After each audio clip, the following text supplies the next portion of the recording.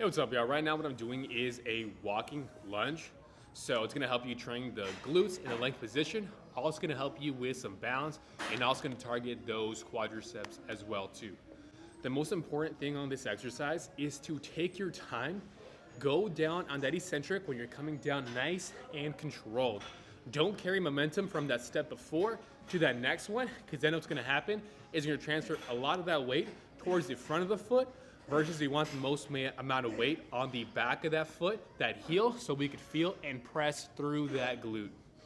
All right, so when I'm initiating my lunge, I wanna take a step or that lunge forward, not too far and not too close.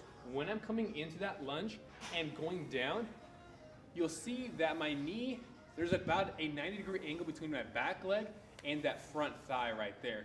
I don't want it too far wide to where I'm kind of lunging into it and my back leg is really back and I'm feeling lots of tension on that hip flexor. You also don't want it too narrow to where you're just coming down here, because then you're gonna get a lot of those knees over those toes and do more of the quadricep.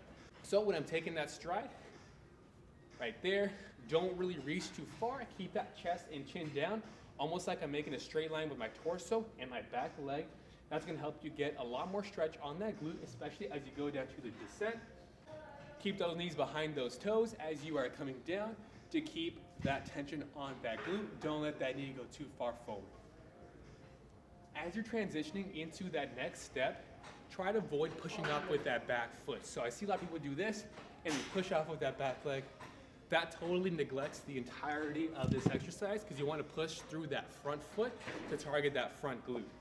So as I'm going into this, as you're holding those dumbbells, keep that torso nice and lean over, chin down, look over those toes. That way you can also see that knee is not passing those toes. Nice and controlled on that descent. Really feel the stretch on that glute.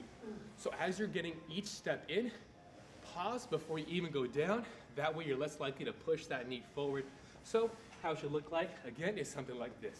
Take that stride, palms in front, feel that stretch, press, take that next stride, stop, don't go down just yet until you've got your balance completely, and press to that front heel.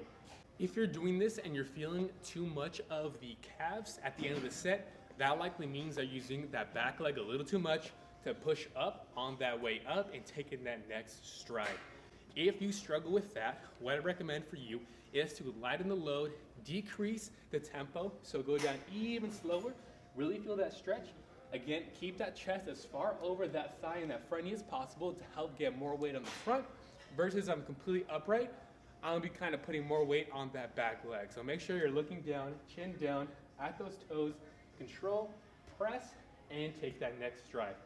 If you want this makes it even more difficult, instead of having the ball of your foot on that back leg on there, just have those toes right there.